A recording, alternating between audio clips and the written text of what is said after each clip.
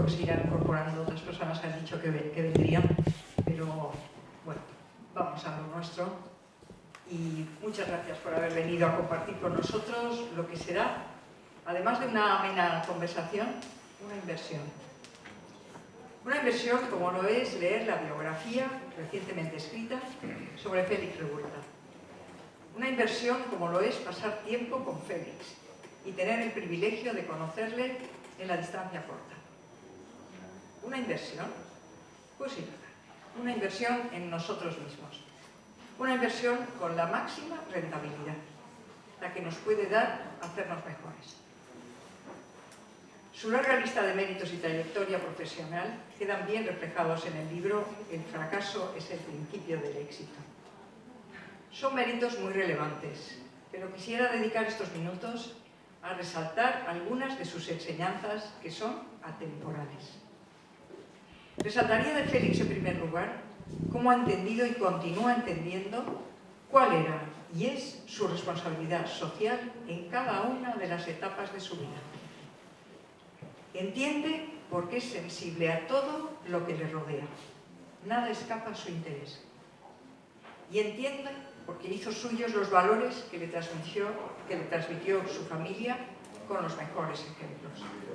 La fe, la familia, el esfuerzo, ese motor que es el deseo de superación, la emprendeduría que le lleva a hacer cosas diferentes pero solidarias y en equipo. Esos valores que son los pilares de la vida de Félix Revuelta, sobre los que construye su vida. Y estos apuntes que he tomado de sus vivencias porque son útiles para todos. Gratitud. La visión positiva de la vida, aunque esté plagada de momentos muy duros, de dificultades en los que ver la luz al final del túnel a veces parece imposible. Esa gratitud que le empuja a volver a empezar cada vez después de cada tropiezo, porque sabe que tiene capacidades que quiere utilizar para servir a los suyos y a su tierra. Historia. Se puede cambiar la historia personal. Hay que quererlo. Requiere esfuerzo y realismo para entender que somos seres complejos y que los factores externos condicionan. Miedo. Se trata de plantar cara a la injusticia, a los problemas propios, a los de la sociedad, vivamos donde vivamos. El ejemplo mueve a los demás mucho mejor que la palabra. El que teme ser vencido está seguro de la derrota, como nos dice Félix. Esa convicción que desde la responsabilidad le convierte en líder. Equipo. Félix sabe crear buenos equipos, los que compone con personas capacitadas, pero sobre todo, buena gente. Mención aparte merece su querida esposa Luisa. Fuerza, confianza total, complemento perfecto mutuo. Félix sería un gran hombre sin ella, pero no sería el mismo gran hombre. Él lo sabe mejor que nadie. Objetivos. Hay que marcarse objetivos en la vida. Indispensable para no perder el norte. Los objetivos de Félix Revuelta los creó no solo para él, sino para la sociedad. Sociedad Civil Catalana da fe de que su generosidad, su permanente apoyo sin fisuras, dando la cara, sin esconderse, ha sido paradigmática. Son el ejemplo a seguir por todos los que sentimos la responsabilidad de un compromiso ineludible en defensa de la igualdad y los derechos de todos los ciudadanos. Decirte muchas gracias, querido Félix, quedará siempre corto. Te tengo que dar un abrazo muy fuerte, me lo reservo para después. A los que así lo deseáis, os invito a que le pidáis a Félix que os dedique su biografía cuando haya acabado el acto. Habrá tiempo también para que podáis hacer preguntas a nuestro protagonista. Te doy la palabra a mi compañero Alex Ramos, vicepresidente de Sociedad Civil Catalana. Muchas gracias, muchas gracias.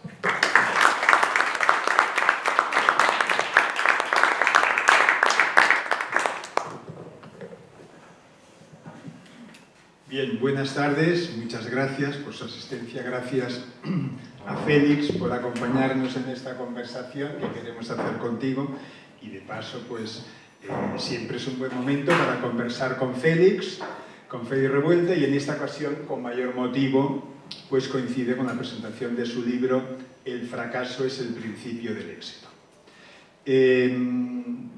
Varios son los datos de complicidad que al leer el libro me surgieron al inicio de la lectura.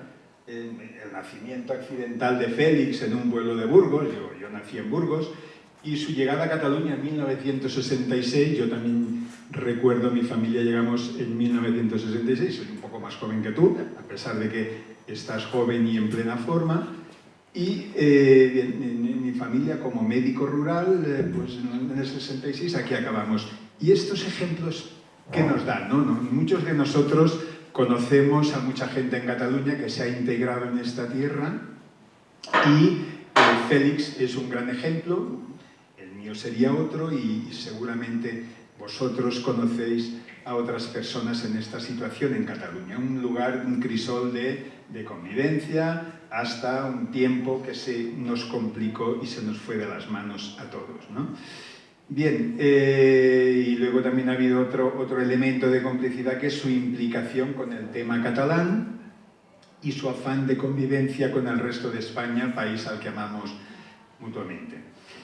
También en su momento, pues Félix tuvo el impulso de salir de su municipio, de su pueblo, para ir a estudiar, cosa que también ahí coincide, tuvimos que hacer el bachillerato, irnos del pueblo, tú en la forma que lo hiciste y en mi caso interno en un colegio, ¿no? ¿Por qué expongo estos temas? ¿No? Porque coinciden en esos años historias de vida muy diversas y ahora muy rápidamente el libro de Félix, que cuando lo leáis completamente un libro se lee muy bien, es una historia de vida interesante, empresarial, es una historia de amor también, lo veréis, y bien, en su infancia ya Félix tiene hitos potentes en su vida, habla de fracasos, de que es el principio del éxito, y en su infancia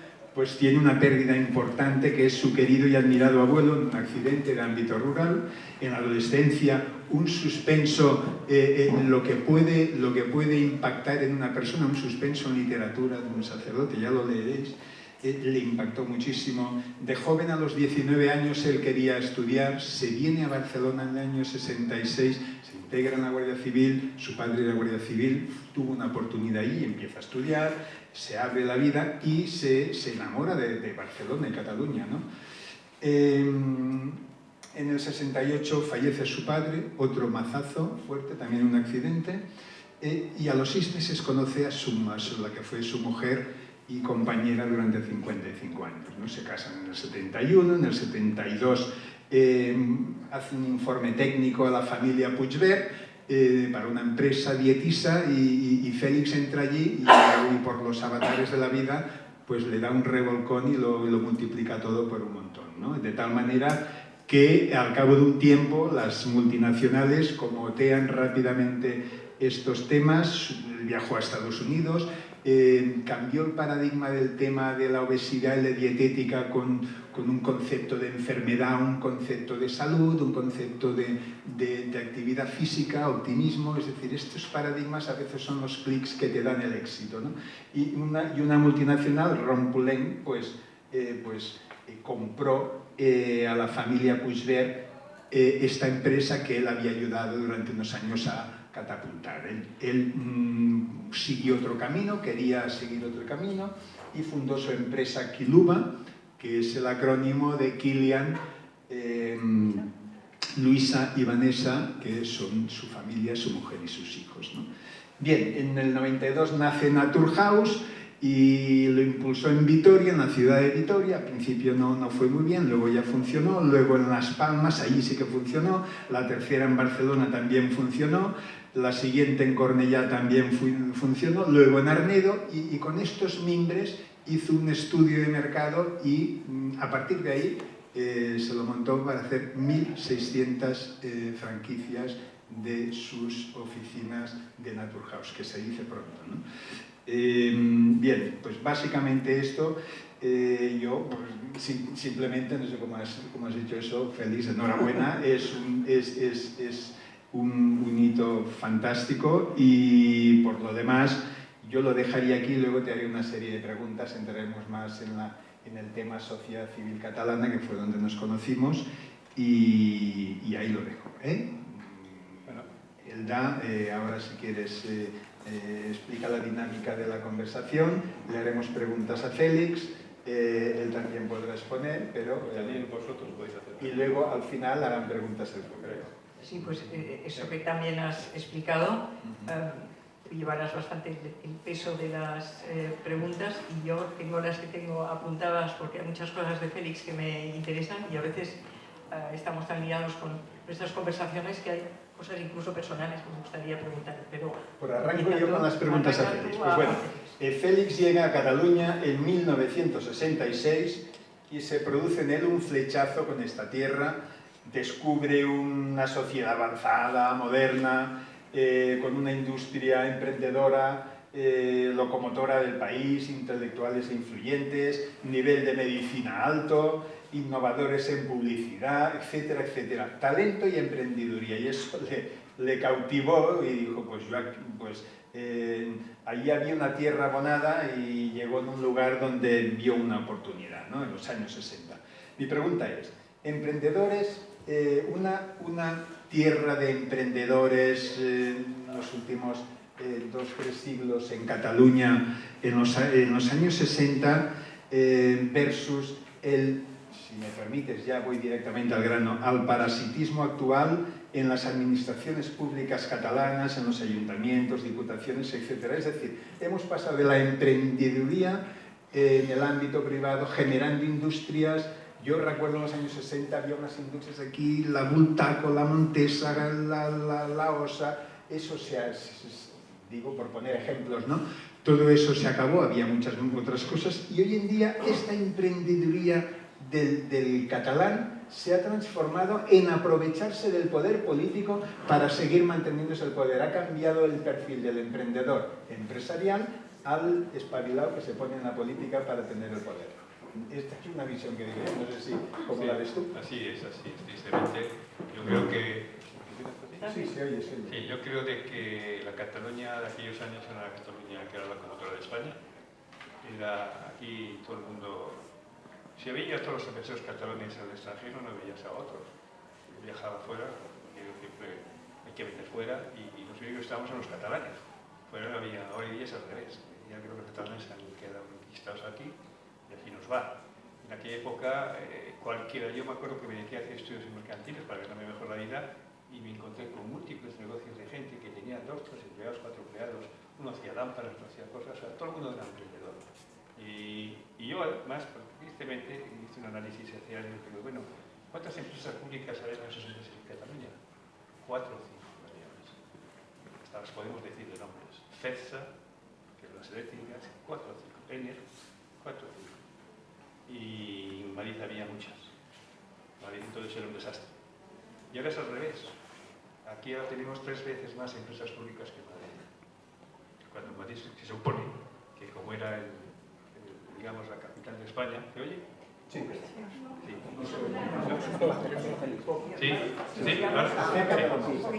Sí. Pues no, pues que entonces que en aquella época, pues en aquella época Madrid tenía muchas más empresas que Cataluña, con lo cual había menos emprendedurismo. Madrid estaba, pues, un pueblo alrededor de Cataluña. Cataluña donde estaba la innovación, todo. Talento venía a Cataluña, a raudales, no se iba a Madrid. ¿Por qué? Porque era una sociedad abierta, una sociedad que se hablaba catalán igual que ahora. Mis hijos han estudiado el catalán, pero no porque me hayan obligado, es porque yo considero que una persona que llegaba aquí como tú, y llegaste a hablar catalán, pues nadie te obligó, pero era libre. Y ahora, claro, la obligación del catalán está haciendo que el talento no venga. Pero claro, cuando yo doy muchas veces, lo he dicho públicamente, cuando quiero fichar una persona de talento, un inglés, un alemán, un americano, me dice que tiene que ir a Barcelona y dice, ¿y mis hijos van a estudiar en catalán para qué? Si luego me ven dentro de 6 años. ¿Qué hago yo con el catalán? Hombre, que estudio otro idioma. Entonces, claro, tenemos que ser abiertos. Para atraer el talento hay que dar facilidades, no dar incomodidades. Porque, claro, tú el talento le tienes que poner la casa, tienes que poner todo para que venga, porque el talento es lo que hace que una nación y un país funcione. Y aquí hemos perdido el talento, pero no ahora, hace ya muchos años. Yo tuve una vez una cena en la Caixa y se hablaba ya de esto hace 20 años. Y no voy a decir el nombre de un político, que era un político de Convergencia, que se dejó de decir, dice, creo que nos hemos equivocado en la inversión lingüística. Hace 20 años. Oye, y te has equivocado, corrígelo ya. No nos lleves al desastre como que estáis llevando, ¿no? Entonces, ese ha sido un poco el problema. O sea, yo me acuerdo de esa Cataluña que es que enamoraba a los jóvenes porque teníamos posibilidades de tirar para adelante. Hoy día los jóvenes no están aquí, se van todos fuera. Yo paso por mi barrio y digo, joder, si todos son mayores. Claro, los chicos se van a Inglaterra, se van a Alemania, se van a Madrid, donde tienen pues, unas posibilidades más dinámicas, ¿no? Y aquí se ha perdido todo esto. ¿Y cómo se puede arreglar? Yo se lo he dicho a muchos otros políticos, es muy fácil. ¿Qué hacéis hace 40 años? Hacer lo mismo. Volver a lo de 40 años. No innovéis, hacer lo que hacéis 40 años. Si hace 40 años éramos la locomotora de España, es muy simple, pues no tenéis que inventar nada. Volver, ser más abiertos, a salir las empresas, no detrás de las empresas, porque dicen, ¿pero por qué se van las empresas? Pues se van las empresas por eso, porque no hay dinamismo. Y esto es lo que yo cuando llegué, que era un chaval, venía de tantas provincias, a capital que no veía futuro, entonces Logroño no tenía ni universidad, pues llegué aquí a Barcelona y me enamoré, además me enamoré del mar, el Mediterráneo para mí es fundamental, llegué al mar y me quedé como un tonto viendo el mar, y dije, aquí me voy a quedar, y aquí me quedé.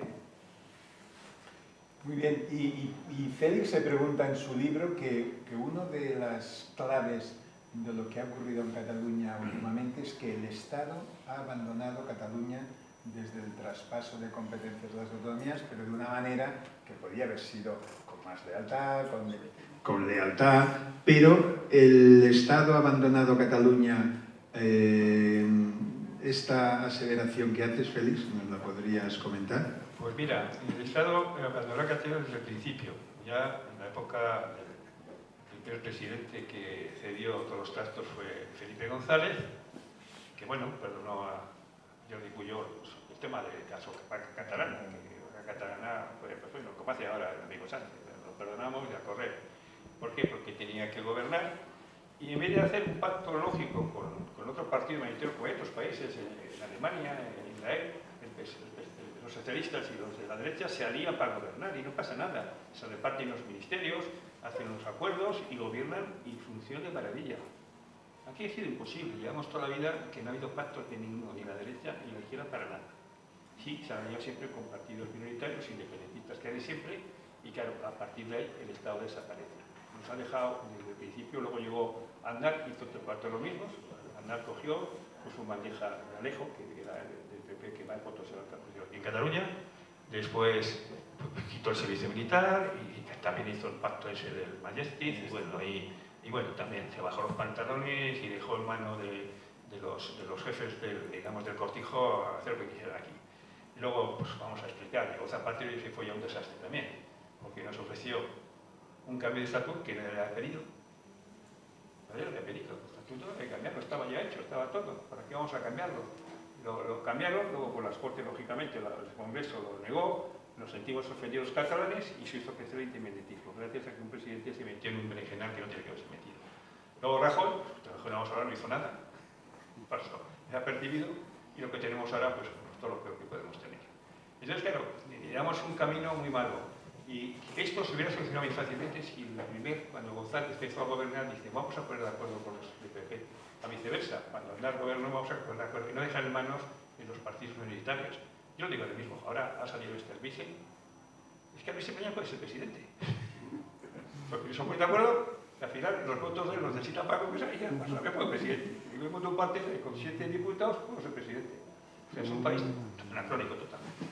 Entonces esto, los españoles lo solucionamos, tenemos un camino. Bueno, y claro, el problema ya no es Cataluña, es también España.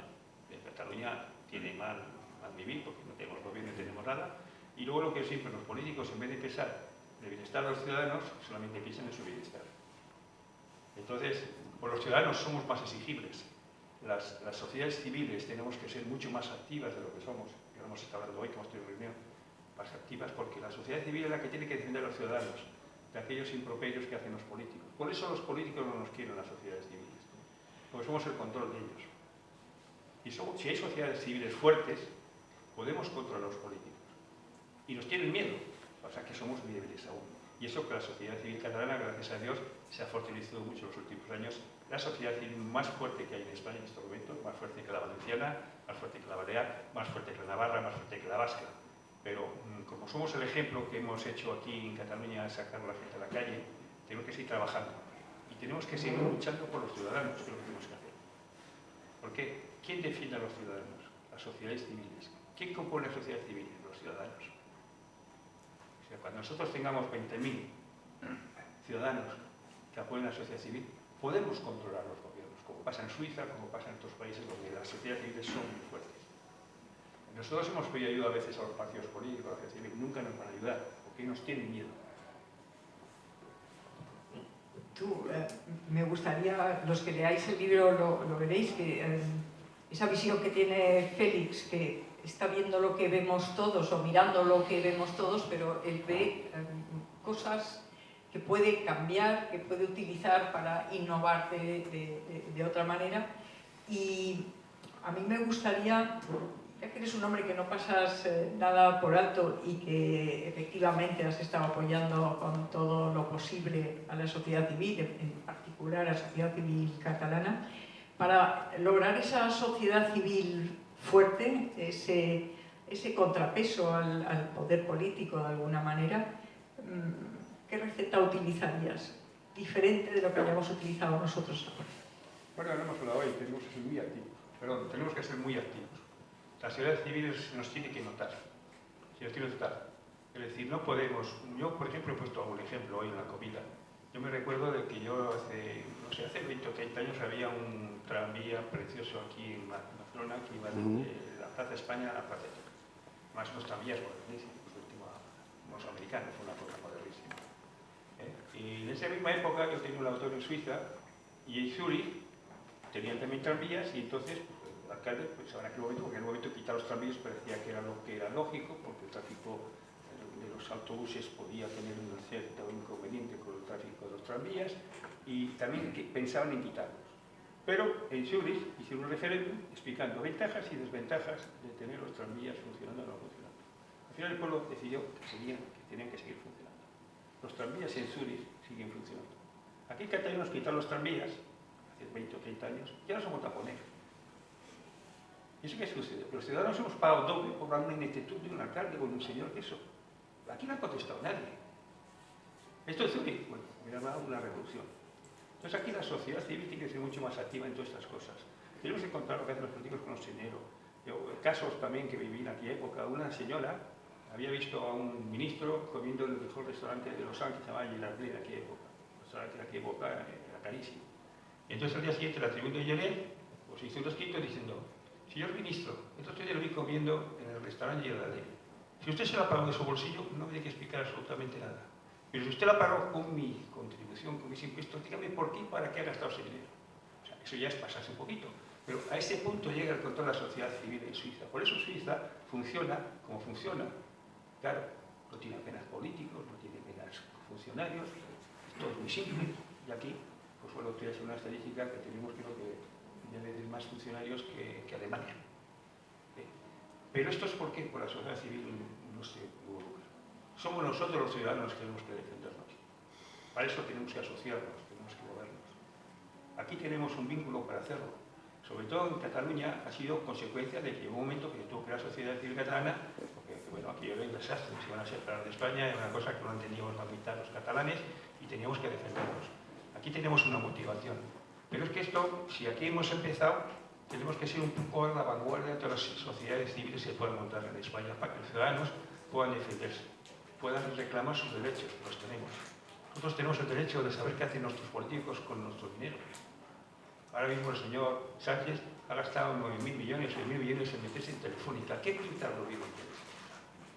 Cuando luego dice que tenemos un déficit de viviendas sociales, cuando tenemos un déficit de ayuda a la sanidad, ¿no es mejor invertir ese dinero en esto que no en la Telefónica? Si esto lo hace un gobierno de derecha, lo machacan. ¿Por qué no izquierdas cómo puede hacer esto? Nadie ha dicho nada. Todos estamos callados. Es lógico que un gobierno intervenga en la economía de una empresa privada. ¿Por qué? ¿Por qué? ¿Para meter a sus amiguetes allí?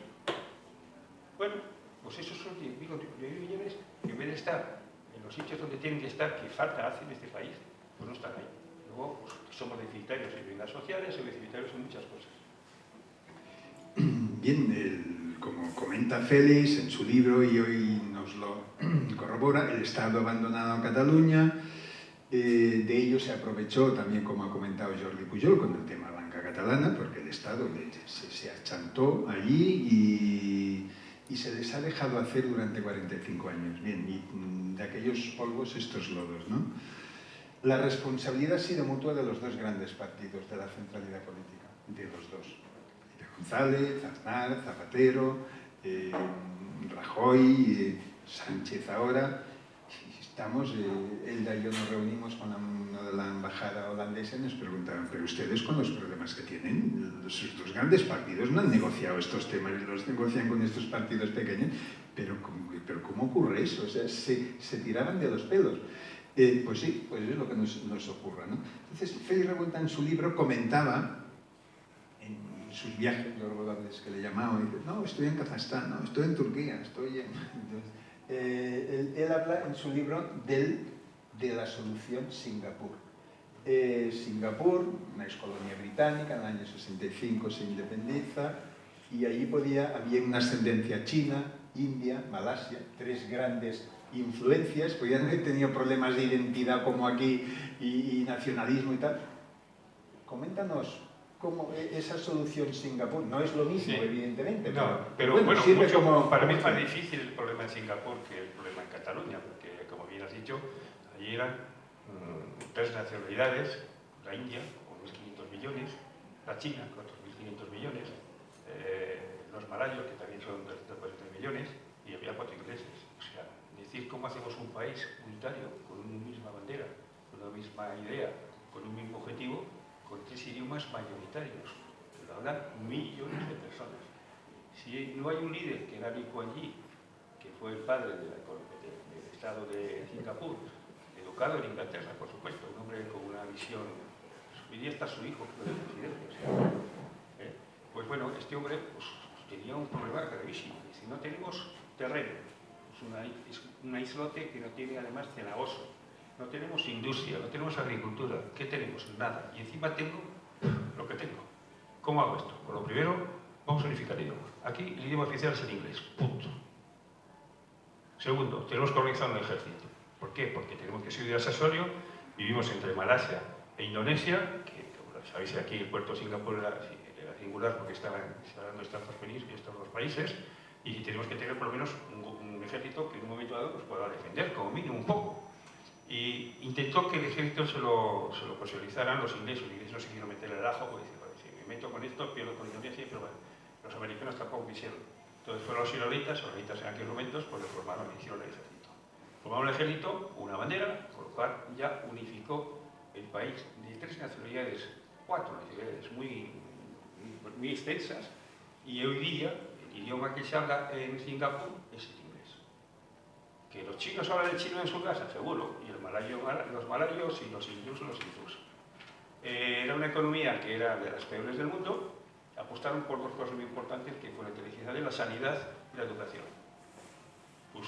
Claro, si tengo el inglés puedo tener los mejores católicos del mundo, los mejores médicos del mundo, que van a poner aquí hospitales y van a poner, digamos, buenas escuelas. Se convirtió en el punto neurálgico de Asia para que toda la gente de dinero fuera a mandar a sus hijos a estudiar al médico allí. Después, cuando Hong Kong se separó en el 99, cogió todas las finanzas. Y luego, últimamente ya, dice, tenemos que extender el turismo. Ellos prohíben el juego, poner el juego allí era difícil, pero este tío listo dijo, bueno, vamos a poner casinos porque necesitamos turismo. Y de esa forma, ¿qué pasa? Que tú vas a un casino allí, los que tienen pasaportes singapureños pagan $100 por cada día para poder jugar. Los extranjeros gratis. O sea, él ha cuidado su país. Hoy día Singapur es el segundo primer país de renta per cápita. Hay una compañía que es Singapore Airlines, que como veréis no tiene ningún vuelo interno. Son 40 o 50 kilómetros, pero son las compañías más importantes del mundo. Hay que tener talento. Ahora, ¿qué tienen los singapureños? Pues que los gobernantes, los primeros ministros, son profesionales. Cobran un sueldo importante para que no metan la mano, se la cortan. Allí la pena de muerte es sagrada. Y bueno, yo os explicaré, yo os recomendaría leer un libro de Kissinger que se llama Liderazgo, en el cual expone muy bien la trayectoria de Lee Kuan Yew. Es un hombre que seguía un poco los principios de Confucio. El principio de Confucio es la familia, la sociedad, o sea, operar por los demás. Y ese hombre que además lo practicó en su vida. Acompañó a su esposo en la noche de muerte durante los 4 años de su vida. Y creo que es un ejemplo a seguir de un personaje. Tan ejemplar es que hoy día su hijo, gracias a su padre, es el presidente. Y es un ejemplo que hay otros ejemplos en Asia, en China, por ejemplo, la meritocracia. Es decir, aquí los políticos, yo lo siento mucho, son de tercer nivel. Inclusive, pues, estamos hablando hoy, Feijóo, que no puede ser primer ministro si no habla inglés. Por Dios, ¿cómo podemos tener un ministro que no habla inglés y quiere ser presidente? Hoy día en mi compañía, yo tengo un gerente que habla 4 idiomas.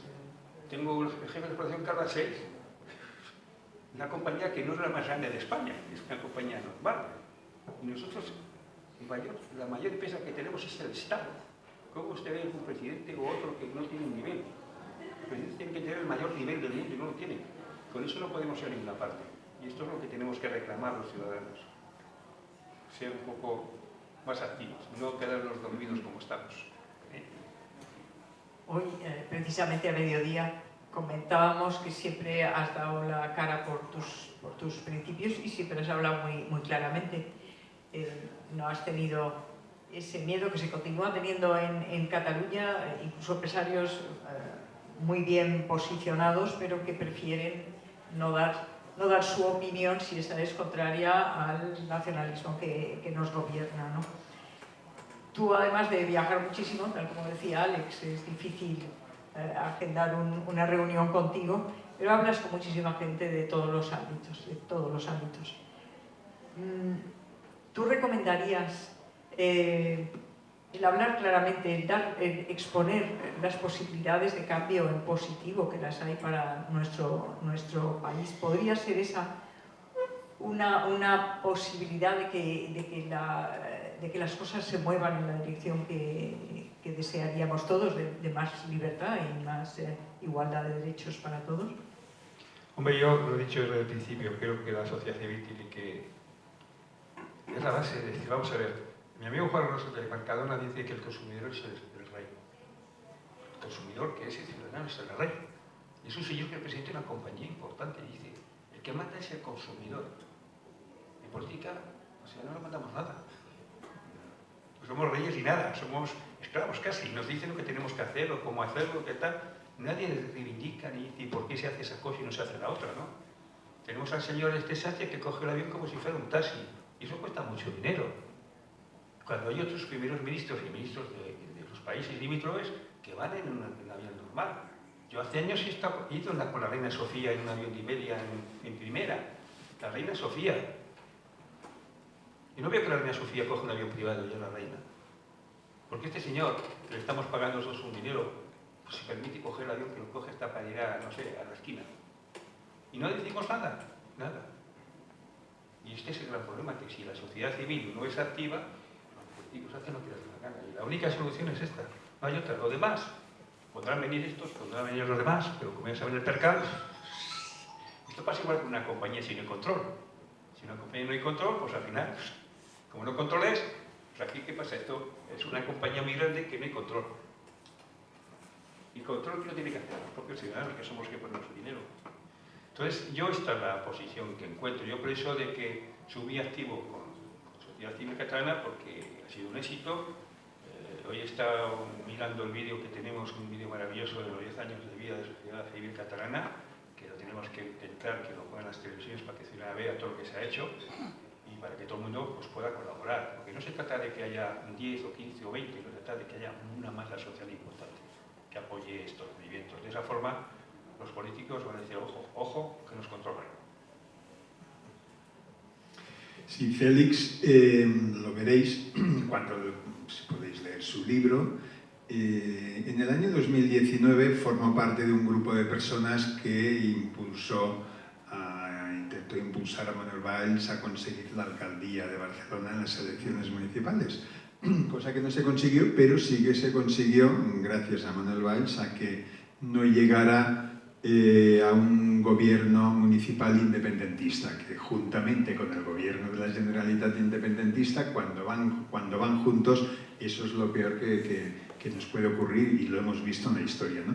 ¿Nos puedes explicar un poco este proyecto? Porque en el libro veréis que la multifaceta de Félix, esta es una más, ¿no? Y me gustaría, pues nada, si quieres darnos unas pinceladas al respecto.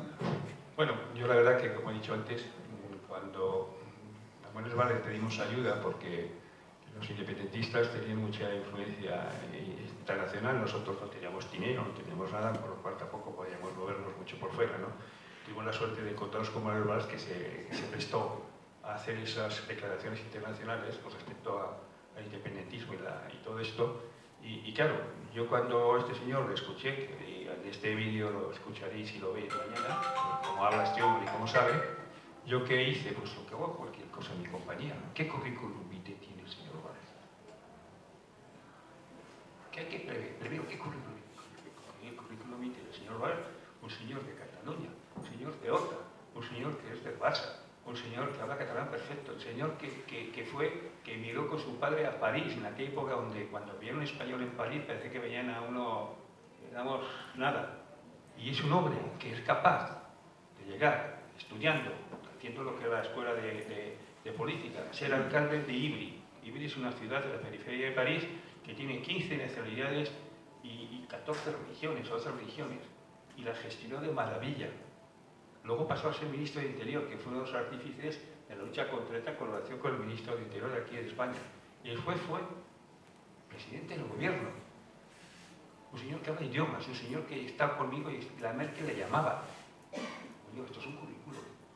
Currículo para que Barcelona, ¿qué es lo más importante de Barcelona para nosotros? Si Barcelona ahora conquistamos la alcaldía y es un alcalde, como otros muchos que buenas a lo mejor de España, Cataluña sube. Porque Barcelona es lo más importante que tiene Cataluña. El Producto Interior Bruto de Cataluña es el 60-70% de Cataluña. Entonces, claro, tenemos un alcalde con ese prestigio que ya no solo es Barcelona que da prestigio, es que el alcalde da prestigio a Barcelona. No hubo manera. Se pasó, y a veces cuando hablo con algunos aquí en Barcelona, me dicen, no, es que era antipático. Y digo, coño, la Colau era muy simpática, ¿no? Oye, a Juanjo es el más que la Colau, y no sé. Porque padre es un tipo que no es la señora se enamora. Oye, pues así fue. Y bueno, y ahora después, ¿qué pasó? Que este hombre ya pues, se aburrió y se marchó. Bueno, tuvo la suerte de encontrar una novia que se enamoró y ahora viven felices en París. Por lo cual yo me alegro mucho, cuando voy a París me voy a comer con ellos y está enamoradísimo. Digo, bueno, pues algo hemos hecho bien. Por lo tanto, ¿qué es lo que digo yo? Oye, si hubiéramos tenido un alcalde como Valls, yo creo que hubiera cambiado todo. ¿Por qué? Porque era un hombre que era un buen gestor, un hombre que tenía relaciones internacionales todas. Hubiera puesto a Barcelona otra vez en el mapa. Y hubiera, un gestor bueno, pues hubiera hecho de Barcelona que fuera hoy día, pues no lo que ha hecho la Colau, que lo ha hecho todo para atrás. Hubiera sido una cosa que hubiéramos creado, la renta per cápita de Barcelona hubiera subido, un tío inteligente hubiera abierto las posibilidades de todo, del talento, de todo, y hubiera funcionado. Bueno, pues aquí a veces cuando hablo con la gente, pues dicen que era antipático. No sé, no es muy simpático, ¿no? Porque los franceses tampoco son muy simpáticos, pero ¿qué vamos a hacer? Oye, yo no quiero que, como decía una vez González, que el gato sea negro o blanco, lo que hace falta es que cace ratones, ¿no? Y este hombre prepara. Y lo desaprovechamos y lo hemos perdido. Yo ahora estoy intentando que se meta en la política francesa, ¿eh? Porque también hace falta Francia, Manuel Valls.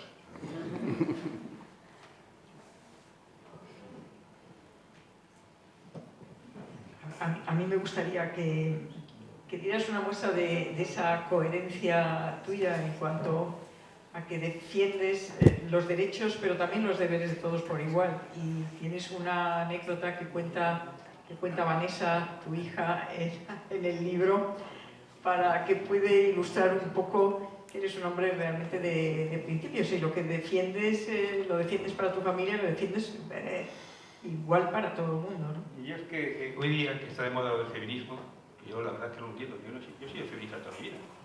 ¿Quién padre no quiere a sus hijas? Preguntad, vosotros sois padres, ¿verdad? ¿A que tenéis hijas y las queréis igual que un hijo? ¿A que le deis los mismos derechos que un hijo? Yo no entiendo nada de lo que está pasando hoy día.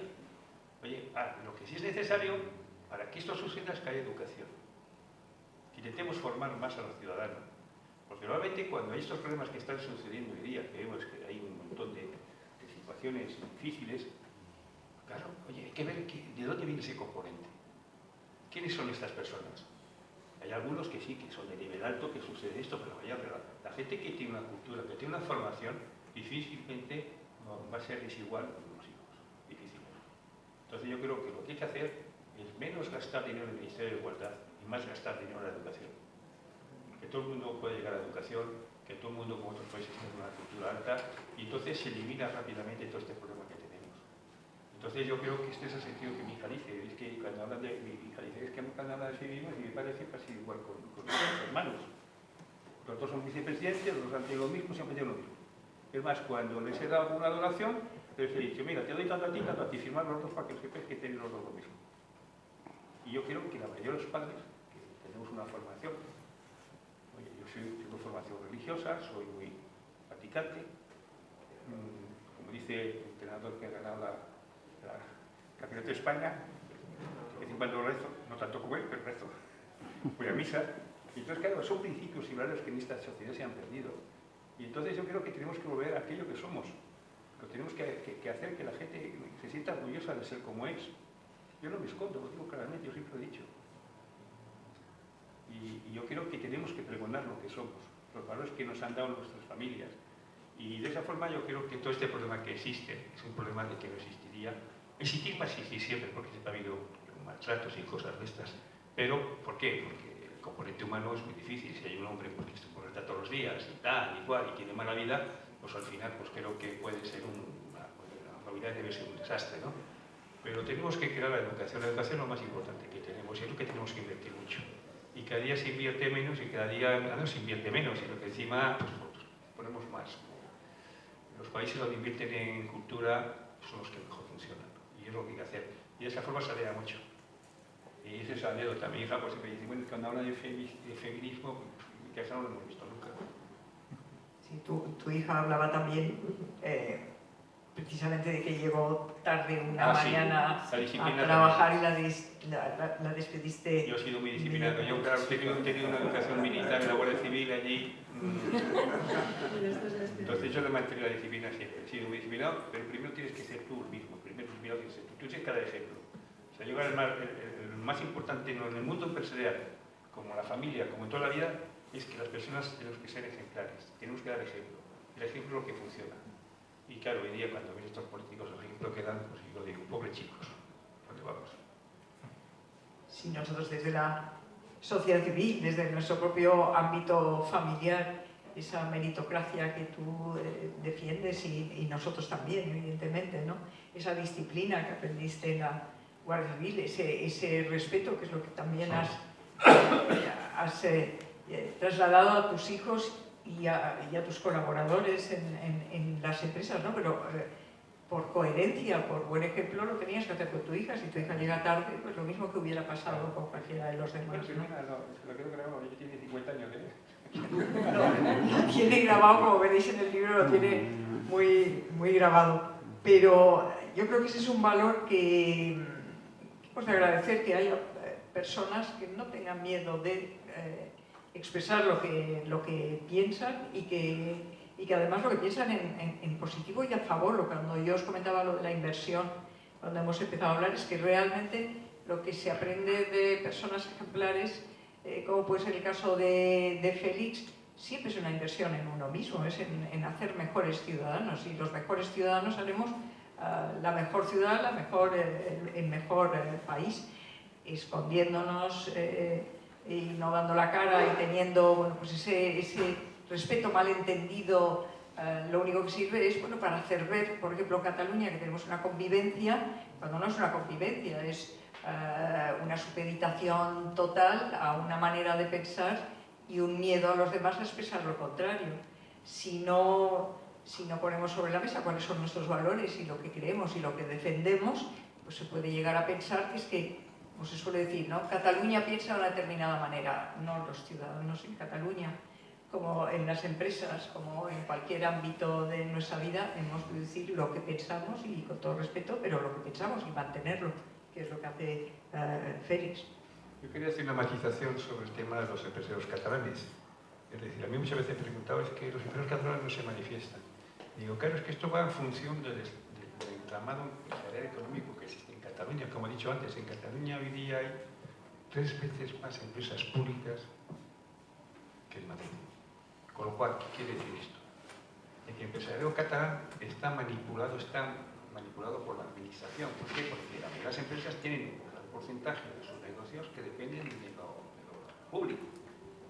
Si yo me meto a lo público, me quedo sin la mitad de mi negocio, con lo cual me tengo que callar.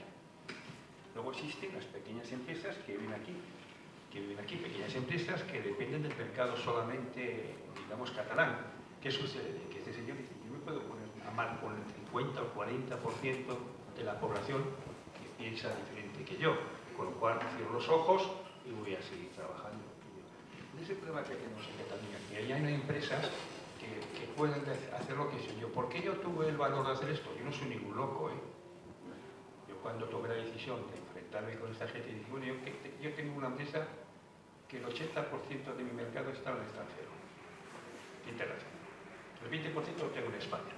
Y en Cataluña me puede quedar un 4%, un 5%. Y en Cataluña tengo un 50% que piensan diferente que yo.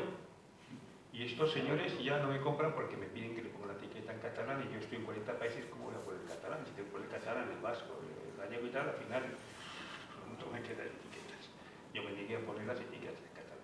Bueno, una vez un señor de una alcaldía de aquí, que no voy a decir de dónde, que abrimos una tienda y me dijo que pusiera el House en catalán. Y yo le contesté, digo, ya que usted consiga que Coca-Cola se ponga catalán, yo solo con catalán también. Es que hasta donde llega la locura. Oye, vamos a ser serios, ¿no? Bueno, pues este es un poco el problema que tenemos aquí, que hoy día la mayoría de las empresas dependen un porcentaje muy importante de los entes públicos, con lo cual no pueden manifestarse. Y esto sucede, y donde sucede esto, sucede también en Venezuela, sucede en muchos sitios de estos países donde las empresas públicas es el 80% de la economía. Yo diría aquí ya en Cataluña creo que pues vamos por ese nivel, ya que haya más, porque hay más empresas públicas. Yo creo que la cola quiere poner hasta las empresas fúnebres también públicas. Y la dejamos ya, nos pone todo, hasta los bares, señor público. Pero bueno. Entendiendo esa posición de reserva, sí que de todos modos no es comprensible que si muchos de ellos que se manifiestan en privado, que no están conformes con la situación que sufrimos en Cataluña desde hace 45 años, tampoco estén dispuestos a apoyar de otras maneras que no necesariamente salir al balcón de su casa.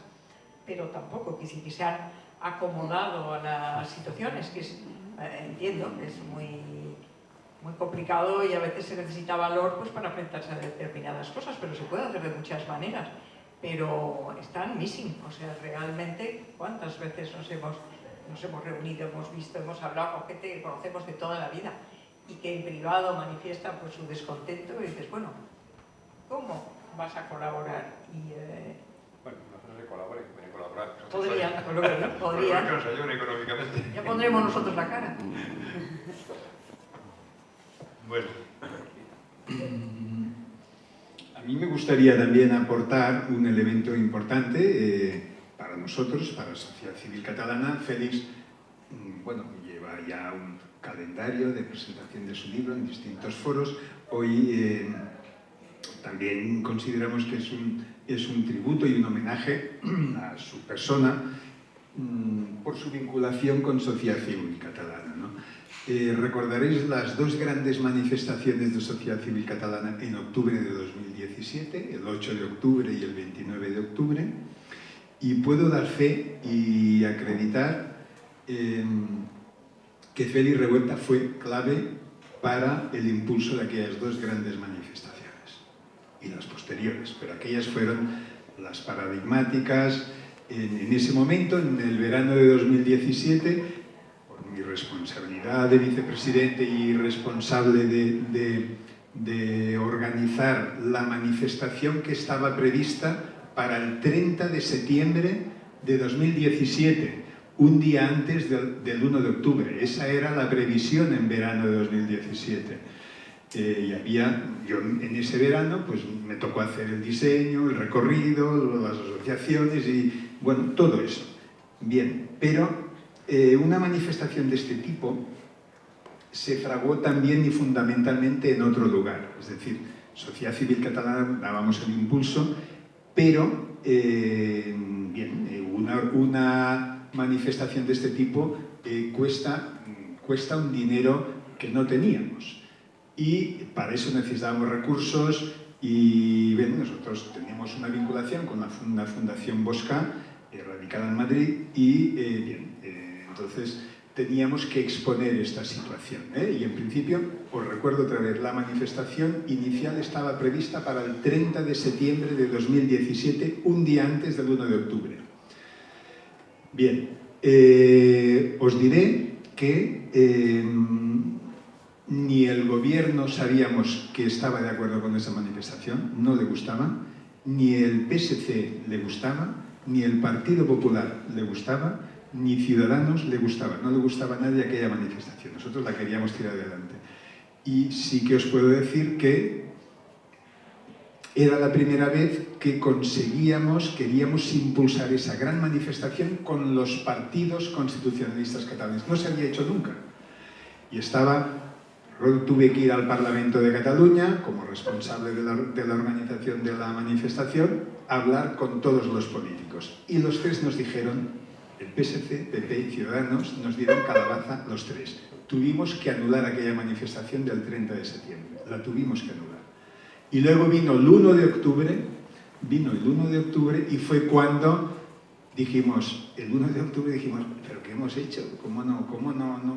Bien, ese 1 de octubre, luego vino el discurso del rey el día 3 de octubre y el 1 de octubre decidimos que tenemos que salir y además ya.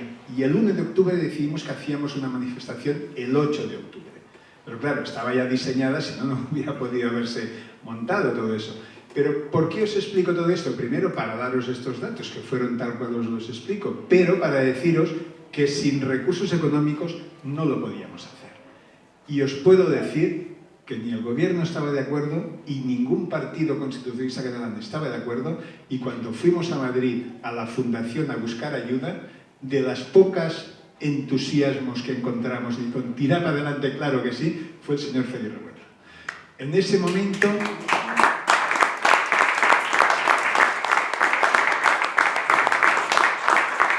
Además, es que fue espontáneo. Había gente que racionalmente pensaba, pero vamos, ¿qué es enfadado? Había pegas y nosotros estábamos lanzados, pero yo quiero agradecer públicamente a Félix Revuelta ese apoyo en ese momento. Fue clave porque él lo tenía claro y además entusiásticamente. Él podía ayudarnos desde el punto de vista financiero, pero ayudó a convencer al resto de la fundación. Quería que este tema quedara claro y agradecerte eso, Félix. Y si quieres darnos unas palabras sobre esas grandes manifestaciones, pues te lo agradeceré. ¿Qué te acuerdas de aquí? Bueno, me acuerdo de que yo en mi casa, pues mi familia casi me prohibió que viniera. Me dice, llévate unos guardaespaldas, que si no te van a pegar, que no sé qué, que no sé cuántos. Y yo al final, dándole vueltas, y al final decidí venir. Y guardaespaldas y puñetas. Llegué a la Plaza Urquinaona y cuando vi la gente que venía, digo, madre mía, esto va a ser un éxito. Bueno, os voy a decir que me hice una entrevista a la televisión australiana.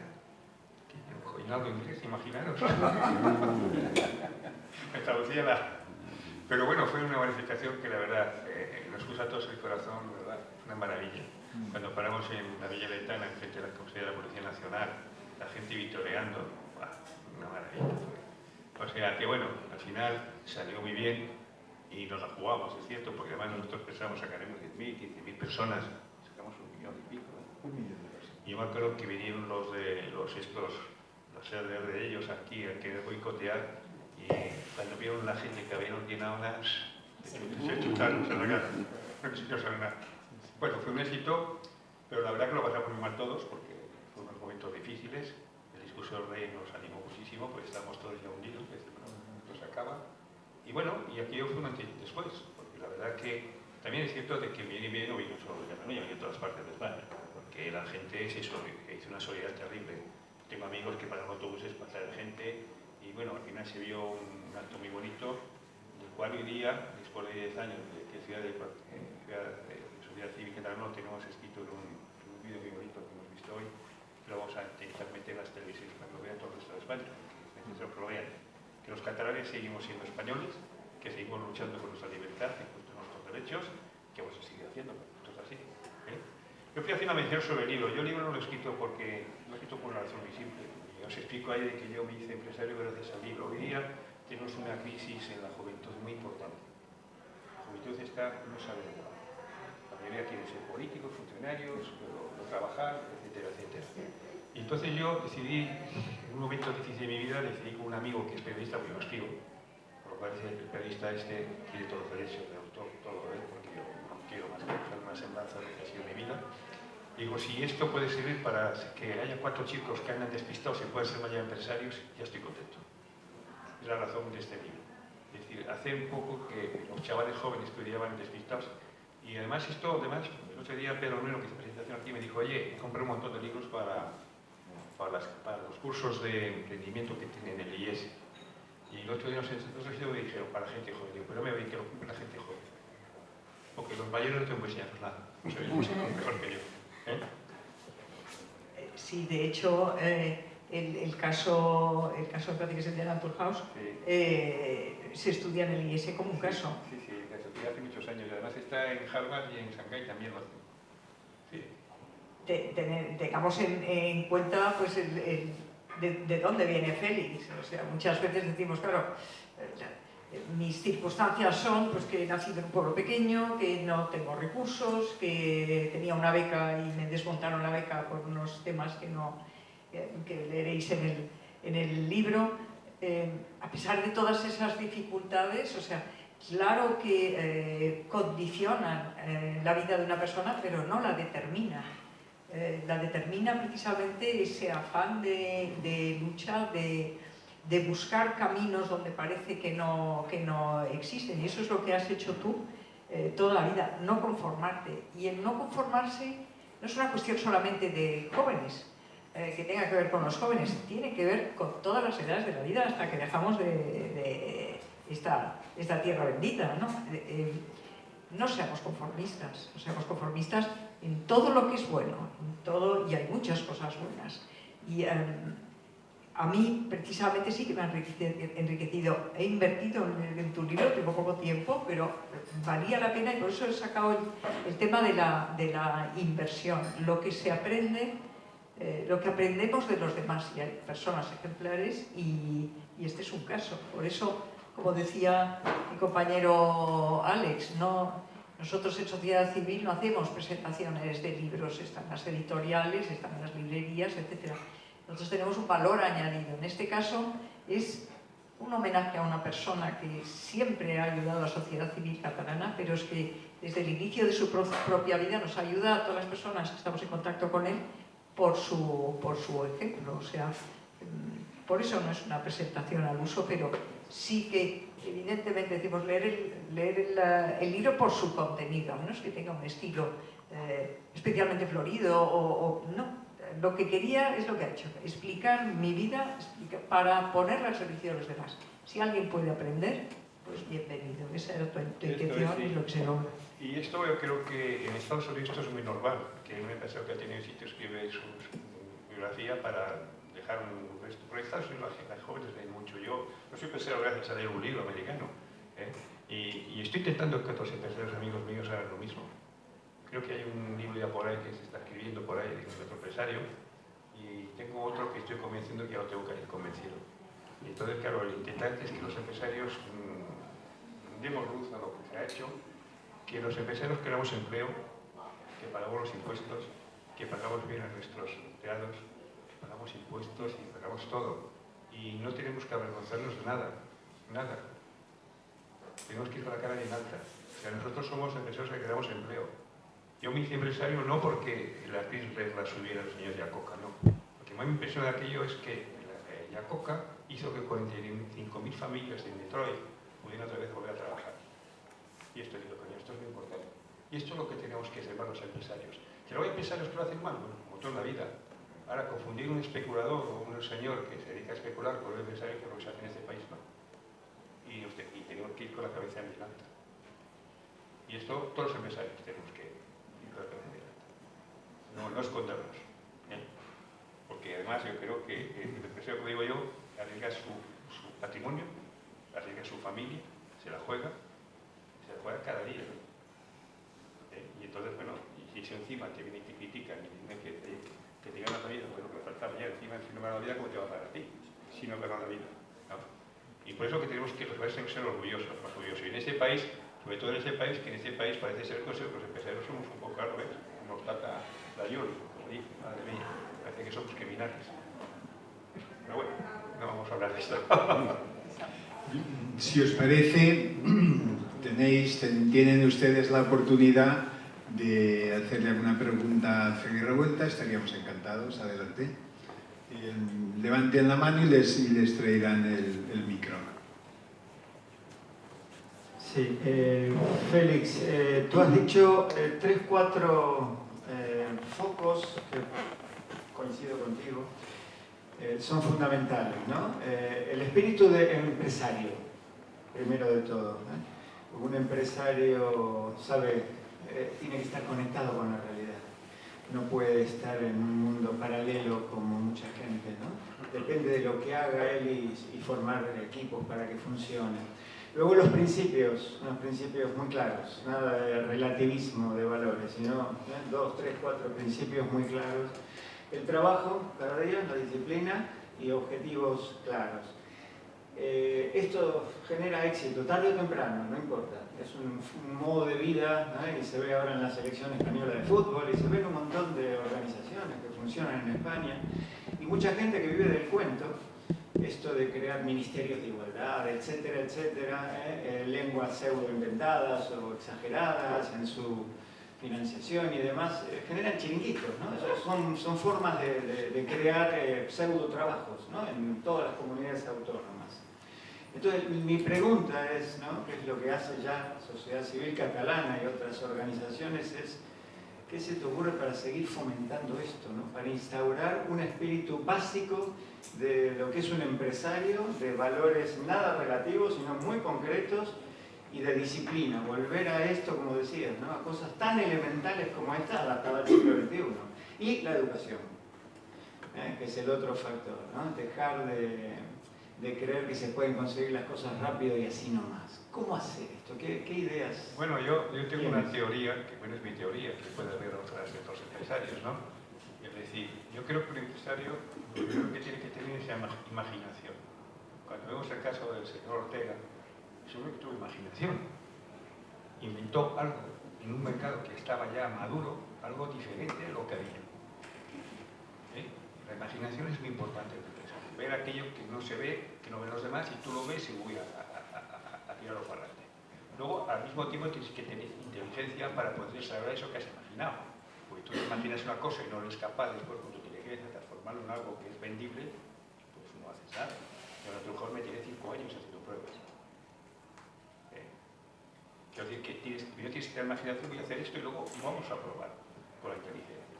Luego, el segundo factor importante es, yo siempre digo, es pasar la ITV, ¿no? La I, inteligencia e imaginación. La T, de trabajo, tenacidad. Hay que trabajar.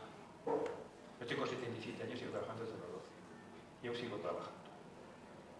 Y he estado muy pocas veces enfermo, ¿eh? Muy pocas.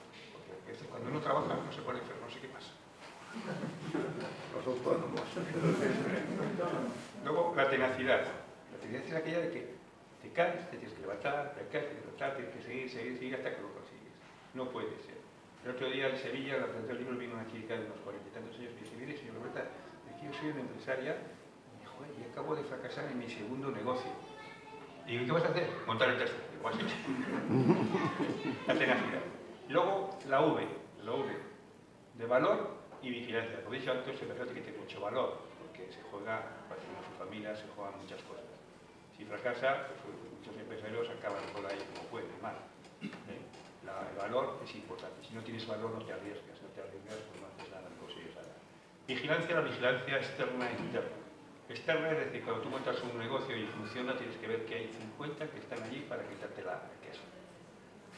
Y dicen, aquí esto funciona y tal. Luego ponemos un ejemplo además. Y luego la vigilancia, que es, bueno, externa he dicho, ¿no? Y interna. Es decir, la interna es decir, tienes que tener un buen equipo y que el más tonto seas tú. eso creo que tenemos muchas posibilidades de éxito. ¿eh? Y esto es así. Y luego la perseverancia, yo podía, en mi vida personal, que aplicar. En un libro no puedes darlo todo, ¿no? Yo, por ejemplo, la empresa más importante no la tengo en Francia. Yo en Francia he montado, creo que la que me funcionó fue la tercera que monté. Primero monté una empresa en Normandía y bueno, a los 2 o 3 años los franceses me decían, pero este españolito que viene aquí a enseñarnos de dietéticas, esto sabe vender naranjas y aceite y nada más. No nos consideraba. Bueno, me voy a acercar un poco más a Barcelona porque a lo mejor Barcelona y Montpellier está más cerca, ahí cuadramos mejor, porque somos casi catalanes, a lo mejor funciona. Pues igual, chauvinismo francés, nada. Eso me enseñó mucho. La tercera que monté, dije, ¿aquí qué me lo voy a montar?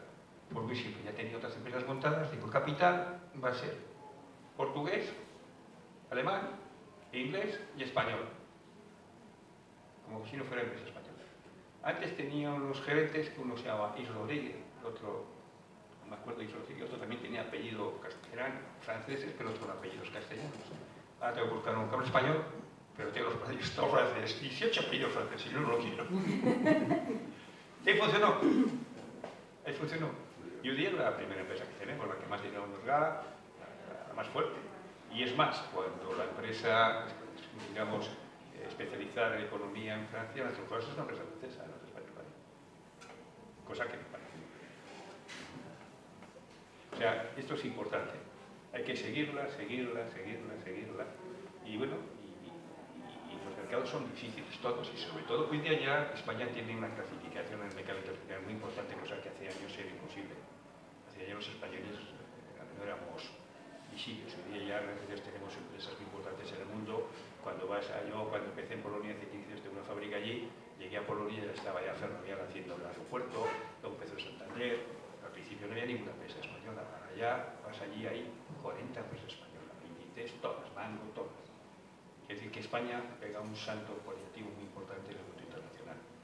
Ahora, gracias a que hay empresarios muy importantes que lo hacen muy bien, y esto es lo que tenemos, lo que tenemos bueno en España.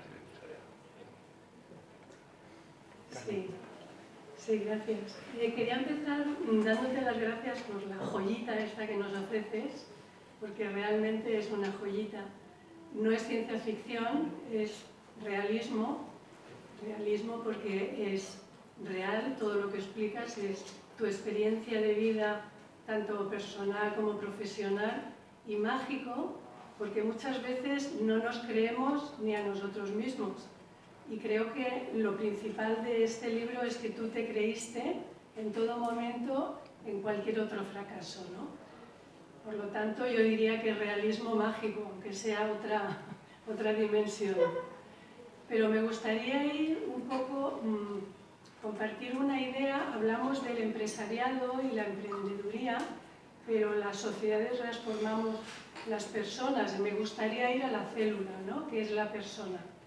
Cuando hablamos del perfil de un empresario, a mí me interesa, porque los que nos dedicamos a los recursos humanos somos buscadores de agujas en un pajar, ¿no? Siempre estamos buscando, seleccionando currículos los mejores, y no siempre lo que aparece en el currículum es lo que después esa persona manifiesta, ¿no?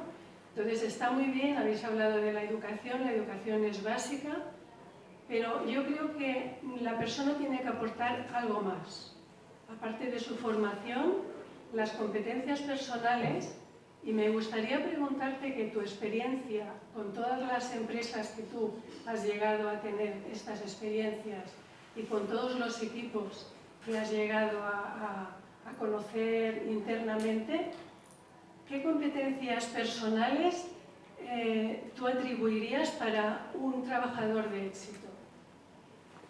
Bueno, en principio, la formación. La formación es muy importante. 2, hoy día los idiomas son muy importantes, hay que valorarlos. En algunos países se valoran con un sobresueldo. Si hablas un idioma te doy, no sé, $300 más, si hablas 2, 600, si hablas 3, o sea, valora un poco el conocimiento. Luego, para mí es muy importante que la persona tenga una vida seria. Si es un hombre, yo si tengo un hombre que es casado, tiene 5 hijos, digo, fenomenal.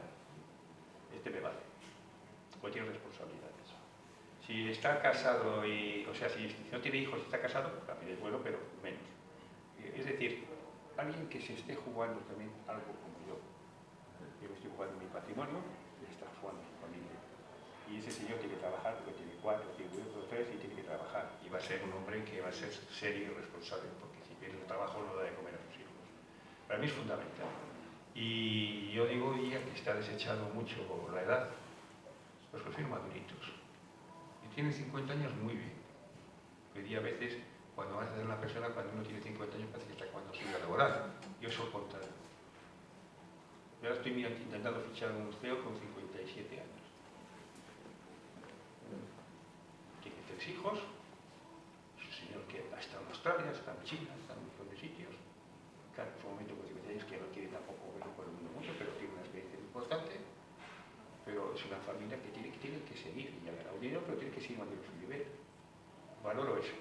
Bueno, la base, el currículo tiene que tener una carrera o algo, ¿no?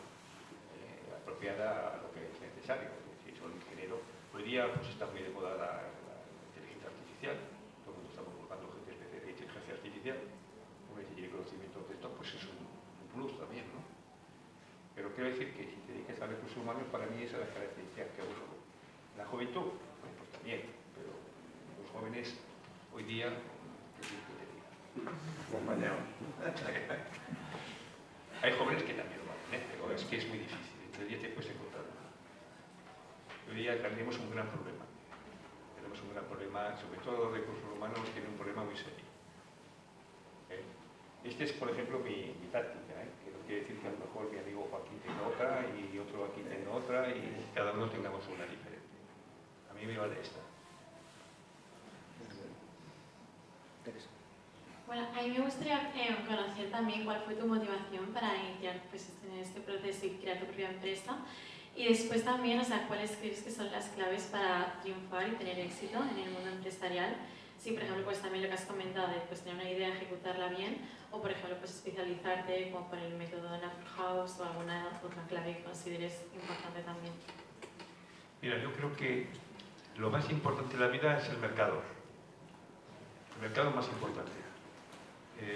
Moverte por el mundo es muy importante. Mi mercado fundamental ha sido Estados Unidos. ¿Por qué? Porque Estados Unidos, yo cuando empecé en el mundo de la dietética, dije, ¿cuál es el país más avanzado en dietética? Estados Unidos. ¿Por qué Estados Unidos? Porque Estados Unidos, cuando comparaba el mercado americano, lo comparaba con el mercado americano el 2% de la alimentación. Y aquí era el 1% de la venta en farmacia. Lógicamente la alimentación es un mercado macroeconómico, la farmacia es menos. Dije, pues en Estados Unidos donde está el negocio, vamos a ver qué pasa. Y aquí, cuando llegué a Estados Unidos, me di cuenta de que, bueno, de que aquí era otro mundo. Entonces, ¿qué hice? Copiar. Como hacen los japoneses, copiar. Tú copias y después, cuando ya coges esa experiencia, luego innovas. Cuando yo estaba en Japón, hablas con los japoneses y al principio su economía basaba en copiar todo. Y ahora investigan y sacan productos nuevos ellos porque ya han cogido todo ese bagaje. ¿Para qué voy a empezar a investigar una cosa que ya está hecha? Prefiero cojo y después ya veremos qué hacemos, ¿no? El principio es esto, mover por el mercado, ir por el mercado. Ver qué funciona en Estados Unidos, un país más avanzado, incluso hoy día en China, ver qué funciona en China. Y ver cosas, y eso te da un diciendo, pues voy a hacer esto, voy a probar esto, que esto lo copiar. Hoy día. Y después ya cuando uno ya ha copiado, pues, y pasan los negocios también. Iría a montar negocios y dice, he visto este negocio en Australia, voy a ponerlo aquí, a ver qué pasa. Yo creo que es por ahí donde hay que ir. Yo si tenía que volver a empezar haría eso. Y voy mucho al mercado. Ahora he estado en China, porque está viendo qué pasa en China. Eso, y está terrorífico. De todo para todo. Y tiene innovación, los chips, todo. Pues hoy día en China es un sitio que antes los chinos copiaban, ahora hay que tenemos que copiar de ellos nosotros, ¿no? Ver mercado. Los ojos bien abiertos y ver lo que te interesa. Para mí es esto. Lo otro ya te lo explico antes. ITV. Félix, ¿no cree usted que una de las soluciones importantes para este país y esta región catalana sería que los presidentes y todos los ministros fueran empresarios? Sí, pero el problema que tenemos en este país es que cuando algún empresario intenta meterse en política se ha ido en los 2 días. Porque es que los partidos políticos ahí pegan codazos como el de la manifestación primera. Y diciembre. ¿Qué te dijo Pablo Casado? Sí, En la cena. sí. No es así. Bueno, Pablo Casado es empresario ahora. Ahora. Antes no. Ahora es empresario de Comecillo, por cierto. Porque, bueno, vamos a ver, tenemos un señor que habla un inglés perfecto, un tío economista, un tío preparado. Digo, ¿qué haces tú en la política? Claro. Y podía haber sido presidente. Pero él se quejaba que no le iba a nadie. Claro. Y ahora él se No, pero realmente es que la política, tenemos que cambiar un poco las normas de la política porque el empresario con estos sistemas no va a entrar nunca en la política. Porque claro, es que han intentado algunos, Mira, Marcos de Quinto, que también intentó, salió chamuscado, Pizarro también intentó, han intentado mucho, pero al final no aguanta. Hombre, tiene que ser al revés, es decir, cree que nosotros eligiéramos un presidente que sea al revés, es decir, votaciones presidenciales. O sea, votar presidencial es una cosa y luego votar los partidos es otra. Entonces, claro, podríamos elegir un presidente de nuestro agrado. Luego el presidente pondría un primer ministro, como pasa en Francia, y pondría quien le parezca y tal. Ahí sí que podríamos elegir. Y ahí sí que podrían presentarse algunos. Hombre, a mí se presenta Pablo Isla y te lo digo que gana por goleada. Hola, una pequeña curiosidad. Naciste accidentalmente en Burgos, pero tus padres, ¿de dónde eran? Bueno, mis padres Originariamente, mis vamos, padres eran de Burgos, del Valle Valdivieso. O sea, vienes de Sí, esa sí, tierra de bueno, Burgos. como explico, mi padre era un desertor del Arao, hizo la guerra y cuando hizo la guerra se apuntó a la Guardia Civil por salir del pueblo, porque los pueblos en aquella época eran muy complicados y difíciles, no había mucho trabajo y él quería otros ambientes.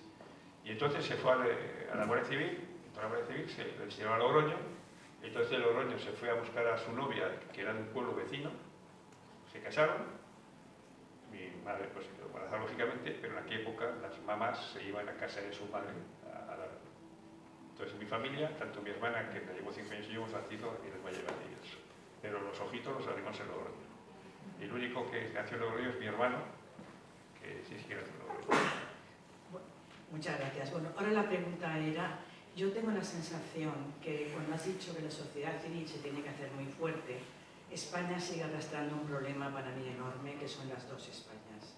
Yo veo que está poquísimo superado.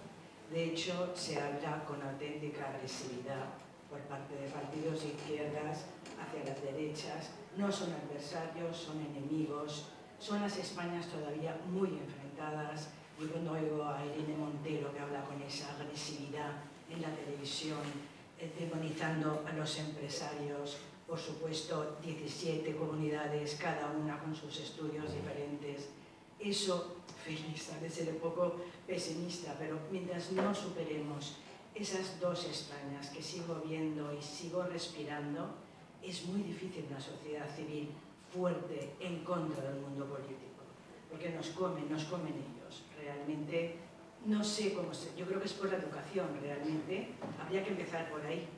Creo que han sido los políticos más o menos los que han hecho la separación de las dos Españas, como la separación de las dos Cataluñas. Exacto. O sea, que empezó por Cataluña, en aquel momento, hace años, aún había esta agresividad y esta separación en España, en el estado de España. O sea, hace 15 años, pues más o menos, en el resto de España se llama, mira, aquí teníamos un poco los unos y los otros. Aquí se empezó a crear, luego se ha quedado aquí. Y claro, esto está pasando en el mundo, no es un problema solo aquí.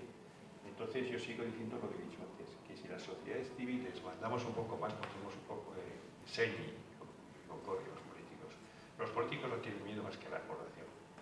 Y claro, si tenemos una sociedad civil fuerte, unida, y protestamos y reclamamos, y bueno, y como hay poder económico, decir, oye, pues voy a demandar.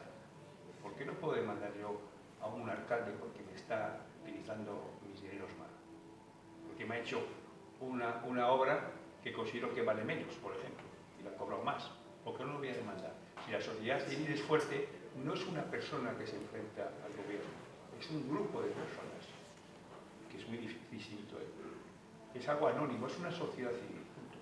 Pero perdona que insista, esto es una cosa cultural y tienen que enseñar, es muy americano. O sea, los americanos reclaman exactamente por qué hemos hecho una cosa o en qué se han vertido ese dinero, pero es que lo reciben desde la educación, desde pequeños, o sea, maman ese sentimiento, y yo creo que el problema principal en este país sería la educación, que tendría que cambiar muchísimo para que la gente tomara conciencia desde niño de lo que está bien y de lo que está mal. Pero en manos de los políticos que tenemos no lo van a querer cambiar.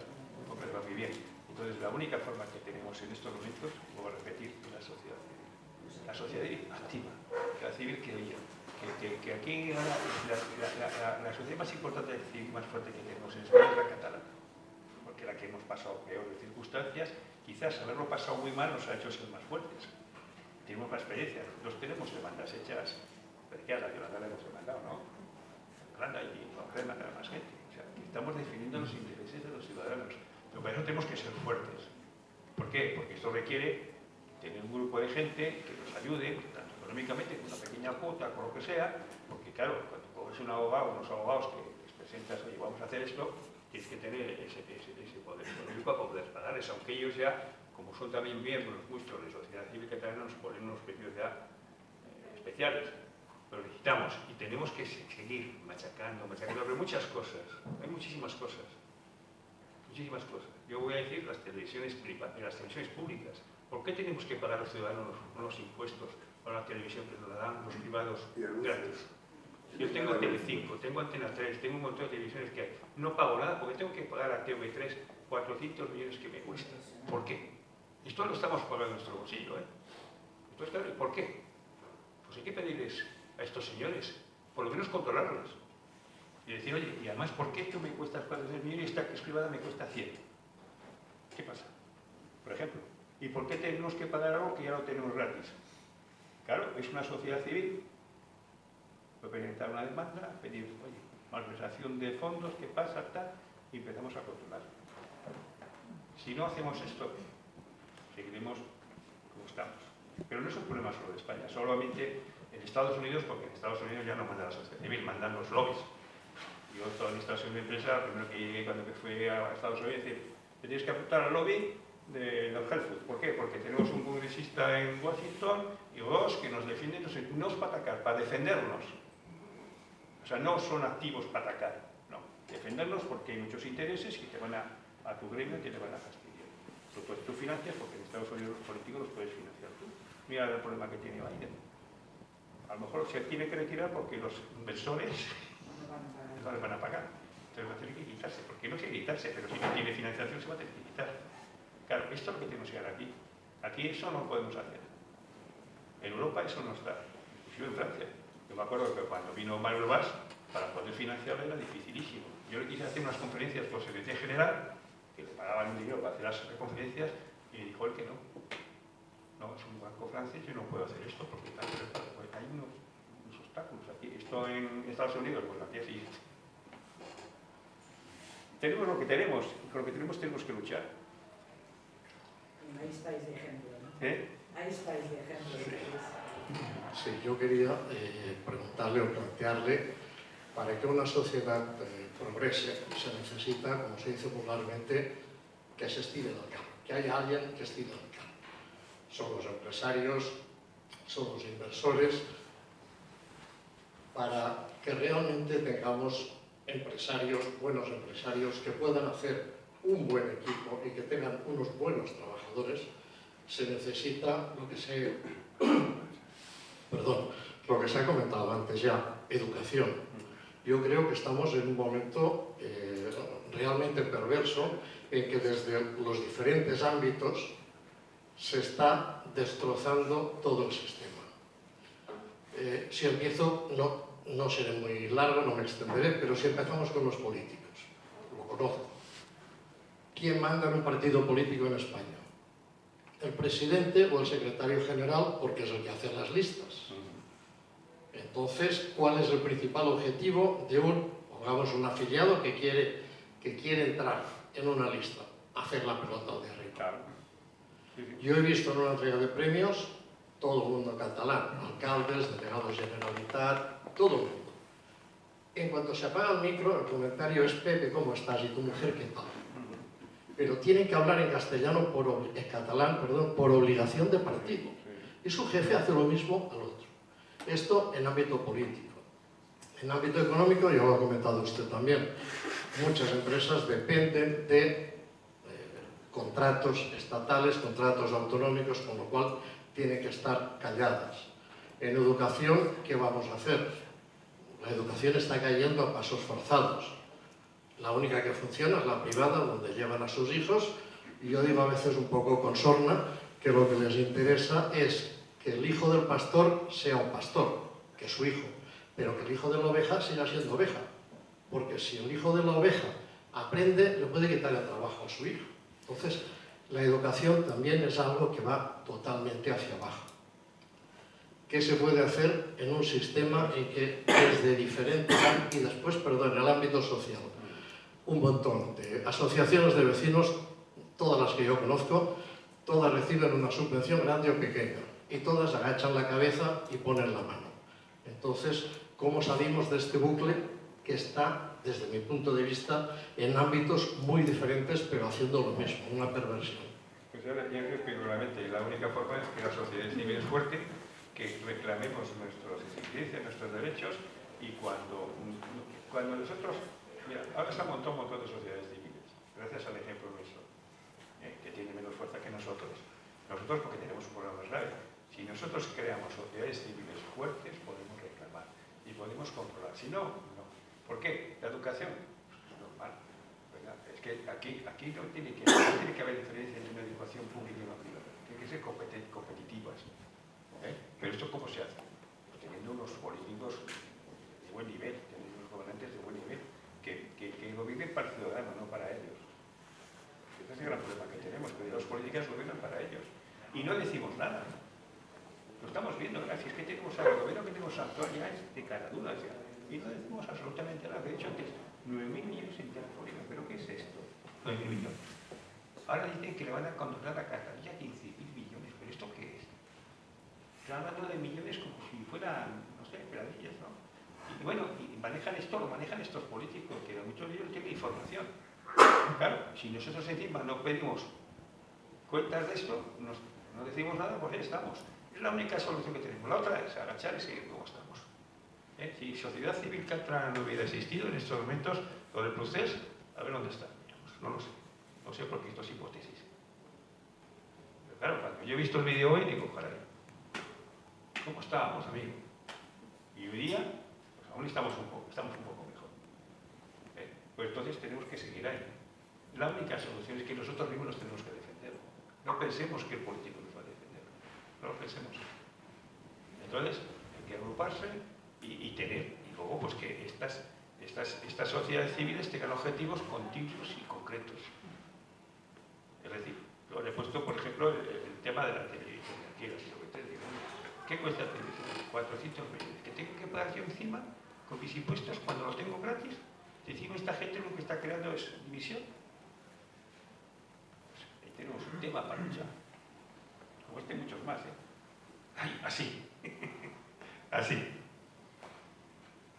O sea, esto es una poco la sociedad civil, que esto en los países donde funciona, en Suiza no pasa esto, es débil, fuerte. Países un poco de nivel, en Singapur tampoco, bueno, Singapur es otra historia, porque ahí la sociedad no manda porque tiene gente inteligente que manda. Porque claro, allí, cuando contratan a un político, lo contratan por su valor y le pagan en función de eso. Hasta creo que decían que había ministros que les daban objetivos, como las empresas. Pero bueno, yo creo que es la única solución, mi opinión, luego habrá 50.000 cosas por ahí. ¿Qué te parece? Si no hay ninguna pregunta más, ya tenemos 1 hora y media de acto, creemos que ya es completo. Simplemente decir a Félix que le agradecemos mucho primero darle de nuevo la enhorabuena por su trayectoria y realmente por su éxito empresarial, su iniciativa social y también, ¿por qué no? Y sobre todo, no porque no, sino sobre todo a la persona, a Félix. Muchas gracias, Félix, como persona. Tu ayuda ha sido muy importante para nosotros y nada más, gracias al público por atendernos, por venir y cubrir este acto, y Elda, como presidenta, pues si quieres acabar, y también a Félix, que se despida de todos. Gracias. Pues yo no puedo más que secundar tus palabras. Sabe Félix la admiración y el afecto personal que siento por él. y animaros evidentemente a todos a ayudar, a poner vuestro grano de arena en esta sociedad civil fuerte que queremos para defender al ciudadano. Sociedad Civil Catalana está a vuestro servicio, podéis inscribiros en la página web, pero si no, todos tenemos esa responsabilidad de defender derechos de todos los ciudadanos, pues cada uno en su ámbito que lo haga. Y sí, me gustaría mucho que tú pudieras cerrar el acto. Bueno, pues yo nada, muchísimas gracias por su asistencia. Creo que tenemos que ser un poco todos como estos testigos de Jehová que van buscando gente por ahí, ¿no? Pues ir buscando adeptos a nosotros para que montemos una sociedad civil fuerte. O sea, si uno consigue 10 y somos 100, tenemos 1000. Como decían los amigos, yo tengo aquí muchos amigos míos que son de sociedad civil, como dicen ellos, eso has hecho tú.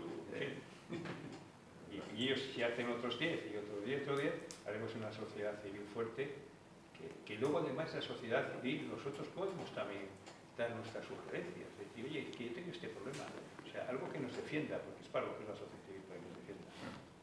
Y bueno, y muchas gracias y nada, hasta otra. Si tenéis libros y os piden, aquí lo tenéis o lo podéis adquirir. Gracias.